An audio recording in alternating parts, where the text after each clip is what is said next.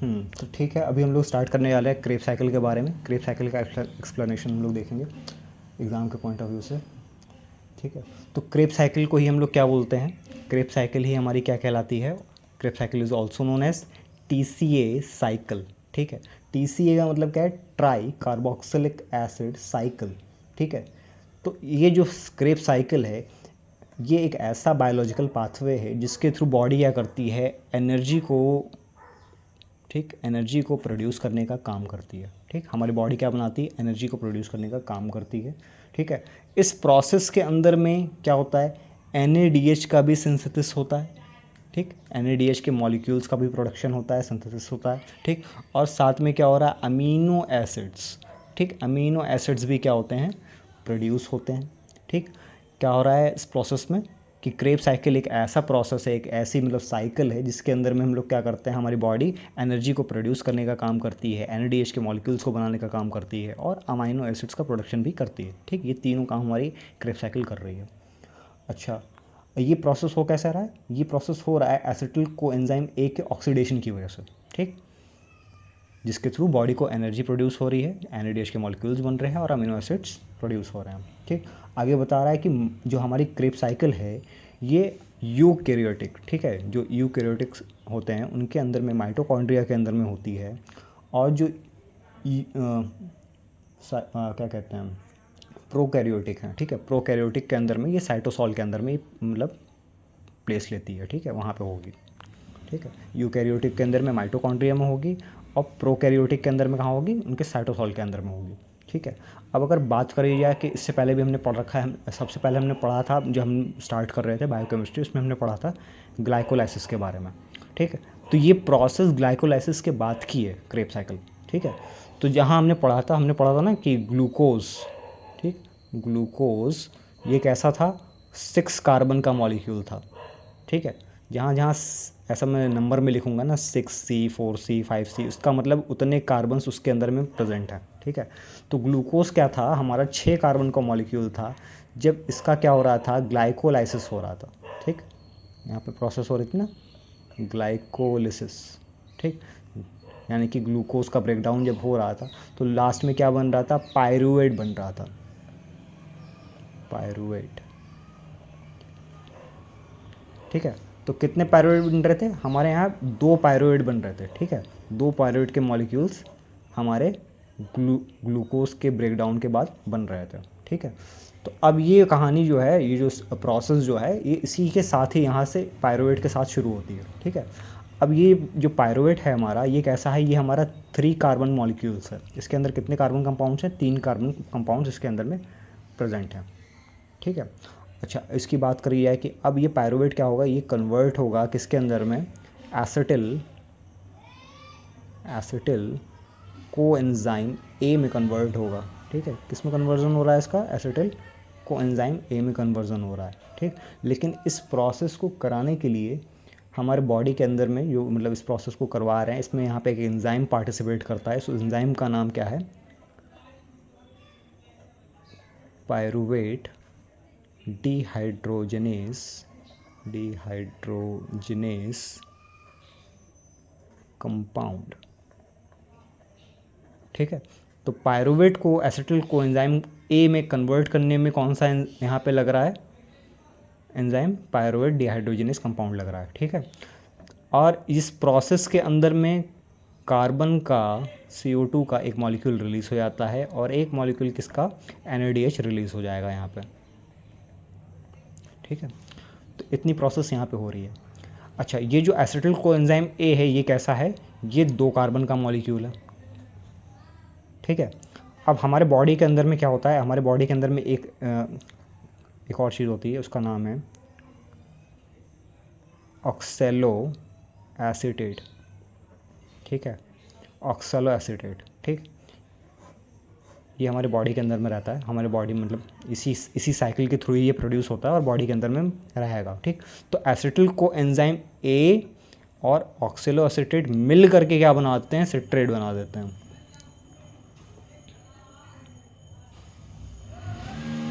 ठीक है, ये दोनों मिलके क्या बना देंगे? सिट्रेट का फॉर्मेशन कर देते हैं। सिट्रेट कैसा है? ये 6 कार्बन का मॉलिक्यूल्स है। ठीक है, इसके अंदर भी 6 कार्बन पाए जाएंगे और ये दोनों मिल करके सिट्रेट को मतलब बना रहे हैं, तो इसके अंदर में यहाँ पे भी एक एंजाइम लगता है, ठीक है, सिट्रेट सिंटेज, ठीक है। तो ये एंजाइम यहाँ पे लग रहा है। तो एक बार फिर से समझेंगे कि हमारा 6 कार्बन का जो मॉलिक्यूल था ग्लूकोज का, वो ग्लाइकोलाइसिस के बाद पायरुवेट में टूटा, 2 पायरुवेट मॉलिक्यूल्स बने इसके अंदर में, जिसके अंदर क्या था, 3 कार्बन्स प्रेजेंट हैं, ठीक। ये पायरुवेट किस में कन्वर्ट हुआ, एसिटिल कोएंजाइम ए में कन्वर्ट हुआ, जो कि 2 कार्बन का मॉलिक्यूल है। यहाँ पे कौन सा एंजाइम इसको कन्वर्ट करवा रहा है, कन्वर्जन करा रहा है, पायरुवेट डिहाइड्रोजिनेस कंपाउंड इसको कन्वर्ट करा रहा है। इस प्रोसेस के अंदर में कार्बन डाइऑक्साइड रिलीज़ हो रही है, ठीक, और एक NADH का मॉलिक्यूल भी यहाँ पे रिलीज़ हो रहा है, ठीक। अब हमारे बॉडी के अंदर में एसिटिल कोएंजाइम ए और ऑक्सेलो एसिटेट, ये दोनों मिल करके क्या बना देते हैं, सिट्रेट का फॉर्मेशन कर देते हैं। यहाँ पे कौन सा एंजाइम लग जाता है, सिट्रेट सिंटेज लग जाता है। अब ये कैसा है, 6 कार्बन्स का मॉलिक्यूल है, ठीक है। अब इसका फर्दर क्या होगा, कन्वर्जन होगा। अब इसका फर्दर कन्वर्जन किस में हो जाएगा, आइसो सिट्रेट में, ठीक, आइसो सिट्रेट के अंदर में इसका कन्वर्जन हुआ।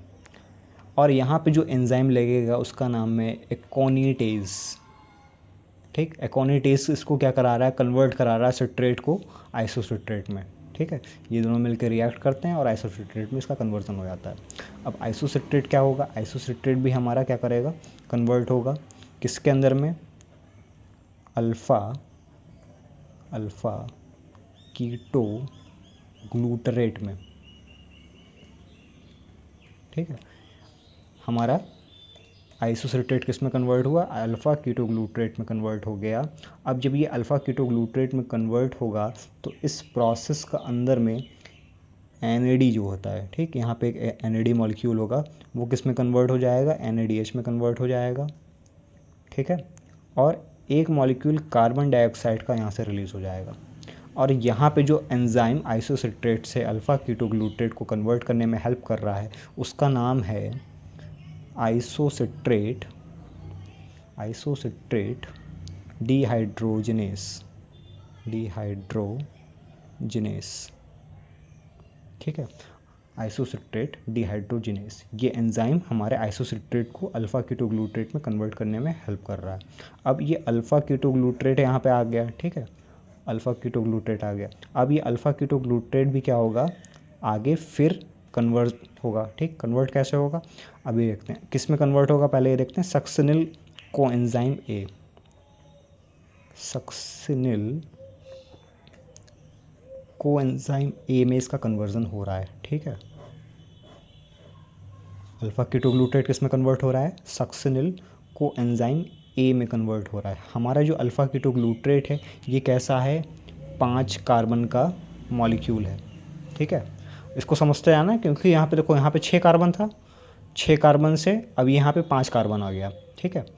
यहाँ तक भी 6 कार्बन था, लेकिन जब यहाँ से एक कार्बन डाइऑक्साइड के फॉर्म में यहाँ से रिलीज़ हो गया ना, तो यहाँ पे कितना कार्बन बचा, यहाँ पे 5 कार्बन ही बचे, ठीक है। अब फिर यहाँ पे क्या होता है, यहाँ पे एक बार फिर से NAD जो है ये कन्वर्ट किस में हो जाता है, NADH में कन्वर्ट हो जाता है, ठीक। और यहाँ से एक बार फिर से क्या होता है, कार्बन डाइऑक्साइड का एक मॉलिक्यूल और रिलीज़ हो जाएगा, ठीक है।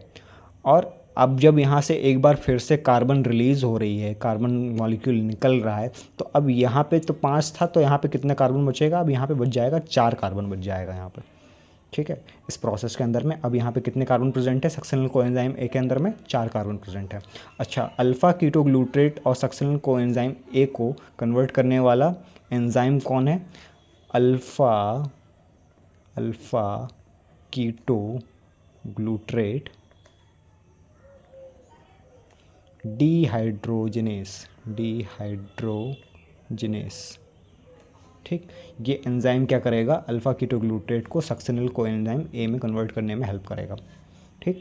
उसके बाद अब ये फर्दर आगे सक्सिनिल कोएंजाइम ए किस में कन्वर्ट होगा, सक्सिनेट में कन्वर्ट होगा, सक्सिनेट, ठीक। ये किस में कन्वर्ट हो गया, सक्सिनेट के अंदर में कन्वर्ट हो गया।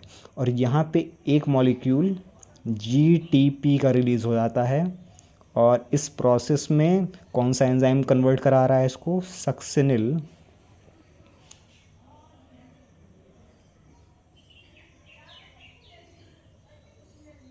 Succinyl coenzyme A synthase.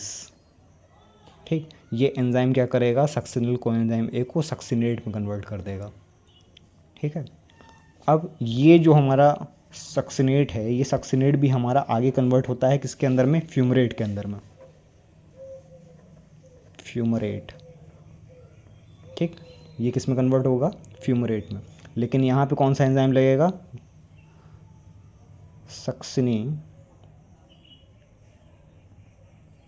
Succinate dehydrogenase.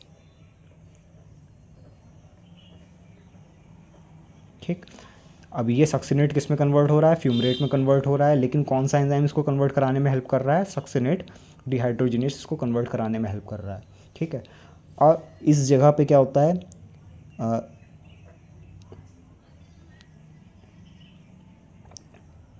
ठीक है, एक मॉलिक्यूल होता है वो रिलीज़ होता है यहाँ पे QH2 करके। ठीक, ये QH2 क्या करता है, ये FADH2 करके एक मॉलिक्यूल है, उसके प्रोडक्शन में हेल्प करता है। ठीक, यहाँ पे ये बनता है इसकी वजह से।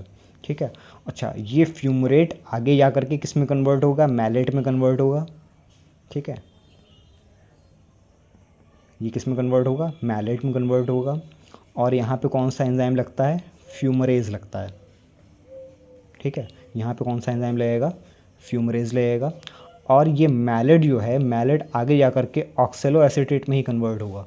ठीक, मैलेट का आगे इसमें कन्वर्जन किस में हो जाता है, ऑक्सेलो एसीटेट में होता है। ऑक्सेलो एसीटेट हमारा 4 कार्बन्स का मॉलिक्यूल है। ठीक है, 4 कार्बन का मॉलिक्यूल है। ठीक, तो यहाँ पे ऐसा समझना कि यहाँ पे देखो 2 कार्बन थे, यहाँ 4 कार्बन थे, ये 2 और 4 मिल करके इन्होंने क्या बना दिया, 6 कार्बन बना दिए सिट्रेट के। ठीक है, इस तरीके से यहाँ पे सिट्रेट का फॉर्मेशन हुआ था। ठीक, अच्छा, यहाँ पे जो मैलेट मैं बता रहा हूँ कि मैलेट का कन्वर्जन किस में हो रहा है, ऑक्सेलो एसीटेट में हो रहा है। तो यहाँ पे मैलेट डिहाइड्रोजिनेस एंजाइम इसको कराने में हेल्प कर रहा है, डिहाइड्रोजिनेस। ठीक है, और यहाँ पे भी क्या होगा, NAD के मॉलिक्यूल जो यहाँ पर रहता है वो किस में कन्वर्ट हो जाता है, NADH में कन्वर्ट हो जाता है। ठीक, तो इतनी चीज़ें यहाँ पे हो रही हैं। तो एक बार फिर से समझेंगे पूरी चीज़ों को शॉर्ट में। ठीक, ग्लूकोज का 6 कार्बन था। ठीक है, उसका ग्लाइकोलिसिस हुआ। ठीक है, जब हमने ग्लूकोज का इंटेक किया तो ग्लूकोज टूटेगा, ब्रेकडाउन होगा, ग्लाइकोलिसिस होगा उसका। तो ग्लाइकोलिसिस के बाद पायरुवेट बनता है। ठीक, यानी कि एक ग्लूकोज मॉलिक्यूल से 2 पायरुवेट बनते हैं, ऐसा हमने समझा था। ठीक है, ग्लाइकोलिसिस पढ़ते टाइम। तो जो पायरुवेट है वो कैसा है मॉलिक्यूल है, हमारा 3 कार्बन का मॉलिक्यूल है।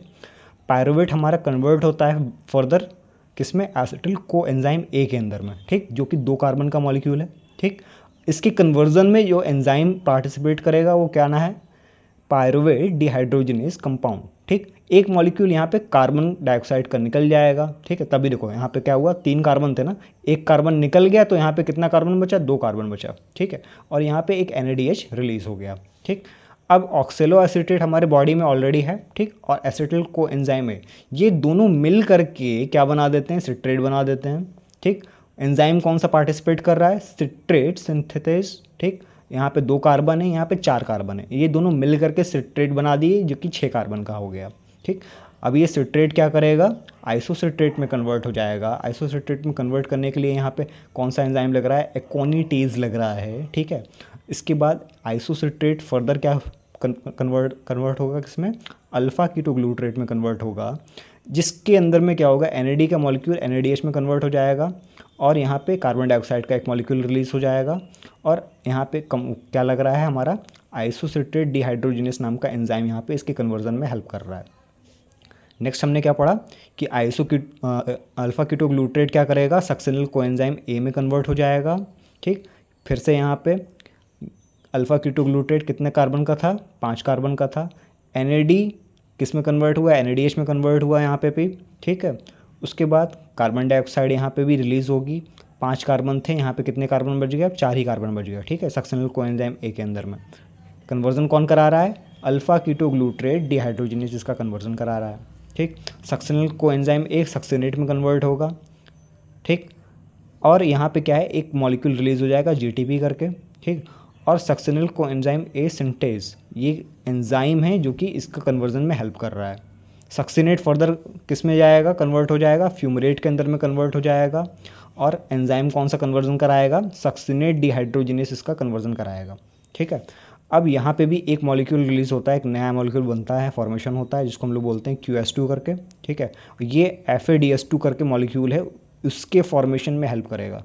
ठीक है, अच्छा ये जो मैं बता रहा हूँ ना, ये जो मॉलिक्यूल्स हैं, ये जो मॉलिक्यूल है FADS2 करके, तो ये और NADH, ठीक, एक तो ये और एक जगह जगह हम देख रहे हैं ना कि NADH बन रहा है। ठीक है, NADH रिलीज़ हो रहा है यहाँ पे यहाँ पे यहाँ पे हर जगह। ठीक है, तो ये दोनों मॉलिक्यूल्स का इस्तेमाल जो है इलेक्ट्रॉन ट्रांसपोर्ट चेन में कर लिया जाता है। ठीक है, और इलेक्ट्रॉन ट्रांसपोर्ट चेन में यूज़ होने के बाद ये मॉलिक्यूल्स, ये और ये मिल करके क्या करते हैं, ATP के फॉर्मेशन में हेल्प करते हैं, बॉडी के अंदर में ATPs को बनाते हैं। ठीक है, एडिनोसिन ट्राइफॉस्फेट, उनके फॉर्मेशन में हेल्प करेंगे। ठीक है, ये तो बात हो गई फ्यूमरेट। ठीक, फ्यूमरेट में कन्वर्ट होने के बाद आगे कहाँ चला जाएगा, ये मैलेट में कन्वर्ट हो जाएगा। और कौन सा एंजाइम लग रहा है यहाँ पे, फ्यूमरेज लग रहा है। ठीक है, मैलेट किस में कन्वर्ट करता है, ऑक्सेलो एसीटेट में कन्वर्ट करता है बाद में। और यहाँ पे कौन सा एंजाइम लगेगा, मैलेट डिहाइड्रोजिनेस एंजाइम लगेगा। NAD मॉलिक्यूल कन्वर्ट होकर NADH में मतलब ट्रांसफॉर्म हो जाएगा यहाँ पे। ठीक है, तो ये थी हमारी क्रेब साइकिल। अच्छा, अब अगर बात समझी जाए, ठीक है, तो एक क्रेब साइकिल का अंदर में, ठीक है, अगर देखा जाए, ठीक, क्योंकि यहाँ पे पायरुवेट 2 है। ठीक है, अगर सिंगल पायरुवेट की बात करी जाती तो फिर नहीं, 2 ही की बात करेंगे, 2 ज़्यादा सही रहेगा। 2 के हिसाब से समझेंगे कि 2 पायरुवेट मॉलिक्यूल्स हैं, तो इसका मतलब क्या है कि हमारे पूरे साइकिल के अंदर में कम से कम 6 NADH प्रोड्यूस हो रहे हैं। ठीक है, एक FADH2 मॉलिक्यूल प्रोड्यूस हो रहा है। ठीक, 2 मॉलिक्यूल किसका प्रोड्यूस होगा, GTP का प्रोड्यूस होगा। ठीक है, और 4 मॉलिक्यूल कार्बन डाइऑक्साइड का प्रोड्यूस होगा। ये इतनी चीज़ें एक क्रेब साइकिल के अंदर में हो रही हैं। ठीक है, तो यहाँ पे हमारा क्रेब साइकिल ख़त्म होता है इस तरीके से। और कोशिश करो कि प्रैक्टिस मतलब लिख लिख करके मतलब कर डालो। अगर मतलब ऐसा समझ में नहीं आ रहा तो बार बार उसको मतलब लिख लिख के प्रैक्टिस कर लो कि हाँ पेपर में खाली रिएक्शन बनाना है, समझ लो। ठीक है, बाकी चीज़ें आए ना आए वो तो बाद में है कि हम लोग समझ के पढ़ लेंगे, लेकिन पहले मतलब लिखना भी आना चाहिए। ठीक है, तो ऐसा करो कि लिख के प्रैक्टिस कर डालो बार बार। ठीक।